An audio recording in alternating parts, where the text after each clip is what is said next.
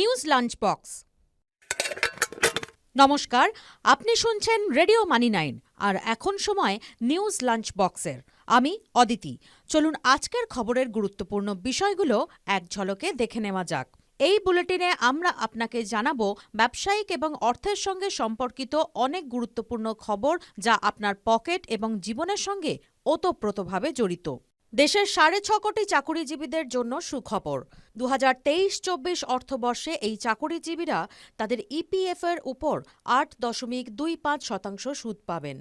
এই সুদের হার গত বছর ছিল 8.15%, অর্থাৎ এবছর ইপিএফও অ্যাকাউন্ট হোল্ডাররা 10 বেসিস পয়েন্ট বেশি সুদ পাবেন।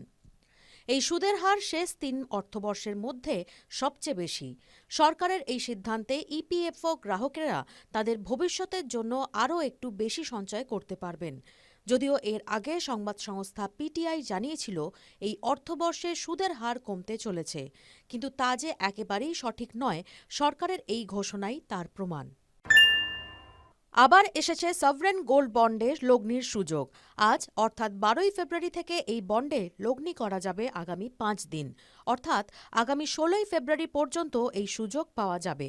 রিজার্ভ ব্যাংক জানিয়েছে এবারের এসজিবিতে প্রতি গ্রাম সোনার দাম রাখা হয়েছে 6,263 টাকা। যদি অনলাইনে লগ্নি করেন তাহলে প্রতি গ্রামে 50 টাকা ছাড় মিলবে। প্রসঙ্গত, এই অর্থবর্ষে এটাই শেষ গোল্ড বন্ড। আবার পরের অর্থবর্ষে এসজিবিতে লগ্নির সুযোগ মিলবে। ভারতের পাশাপাশি এখন অনেক দেশ ইউপিআই ব্যবহারে উৎসাহ দেখিয়েছে। 12ই ফেব্রুয়ারি থেকে মরিশাস এবং শ্রীলঙ্কায় ব্যবহারকারীরা ইউপিআই ব্যবহার করতে পারবেন। এই পরিষেবার মাধ্যমে এই দুই দেশে যাওয়া ভারতীয় পর্যটকেরা সহজেই লেনদেন করতে পারবেন। এর পাশাপাশি মরিশাসে রুপে পরিষেবাও চালু হতে চলেছে।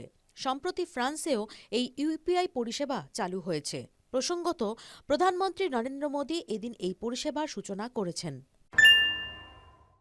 চলতি অর্থবর্ষে প্রত্যক্ষ কর সংগ্রহ 20% বেড়েছে। তথ্য অনুসারে সরকার চলতি আর্থিক বছরের 10ই ফেব্রুয়ারি পর্যন্ত 18.38 লক্ষ কোটি টাকা প্রত্যক্ষ কর সংগ্রহ করেছে।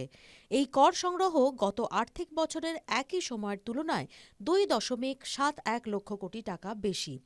সরকার ইতিমধ্যেই তার সংশোধিত লক্ষ্যমাত্রায় 80.23% কর সংগ্রহ করে ফেলেছে। অন্তর্বর্তীকালীন বাজেটে অর্থমন্ত্রী নির্মলা সীতারামন 2023-24 আর্থিক বছরের জন্য প্রত্যক্ষ কর সংগ্রহের লক্ষ্যমাত্রা 18.23 লক্ষ কোটি থেকে বাড়িয়ে 19.45 লক্ষ কোটি টাকা করেছিলেন। নিত্য প্রয়োজনীয় পণ্যের দাম কমার কারণে জানুয়ারিতে খুচরো মুদ্রাস্ফীতি 4.7% নেমে আসতে পারে। ব্যাংক অব বরোদার সাম্প্রতিক এক রিপোর্ট অনুযায়ী মুদ্রাস্ফীতি যে 20টি প্রধান জিনিসের উপর নির্ভর করে কষা হয়ে থাকে, তার মধ্যে 18টির দাম কমেছে। এর প্রত্যক্ষ প্রভাব দেখা যাবে মুদ্রাস্ফীতি হ্রাসের মধ্য দিয়ে। প্রতিবেদনে বলা হয়েছে, ডিসেম্বরের তুলনায় জানুয়ারিতে নিত্য প্রয়োজনীয় পণ্যের দাম গড়ে 1% কমেছে। 2023 সালের সেপ্টেম্বরের পর এটি সবচেয়ে বড় পতন। বিশেষ করে এই সময় সবজির দাম দ্রুত কমেছে। পাশাপাশি বিদ্যুতের দাম স্থিতিশীল হয়েছে। পাশাপাশি জানুয়ারিতে সব ধরনের ভোজ্য তেলের খুচরো দাম ও ডালের দাম কমেছে। বিশ্বজুড়ে ছাঁটাইয়ের মেঘ আরও ঘনীভূত হচ্ছে। এর প্রভাব এখন ভারতেও পড়তে শুরু করেছে।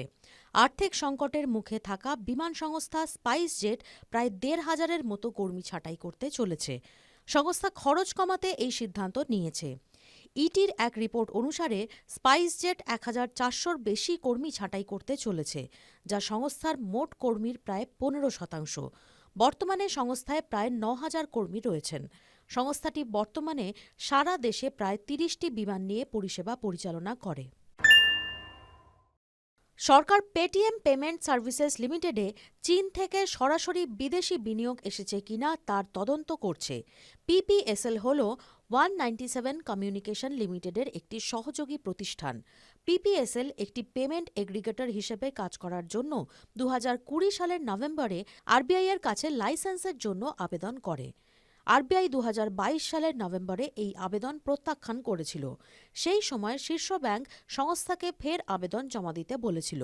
197 কমিউনিকেশন লিমিটেডে প্রখ্যাত চীনা সংস্থা অ্যান্ড গ্রুপ লগ্নি করেছে বলেই খবর। আজকের নিউজ লাঞ্চ বক্স এই পর্যন্তই। শুনতে থাকুন রেডিও মানি 9। ব্যবসা এবং অর্থ সংক্রান্ত খবরের সর্বশেষ আপডেট পেতে এখনই মানি 9-এর মোবাইল অ্যাপ ডাউনলোড করুন। পাশাপাশি চোখ রাখুন মানি 9 বাংলার সোশ্যাল মিডিয়া পেজে। News lunch box.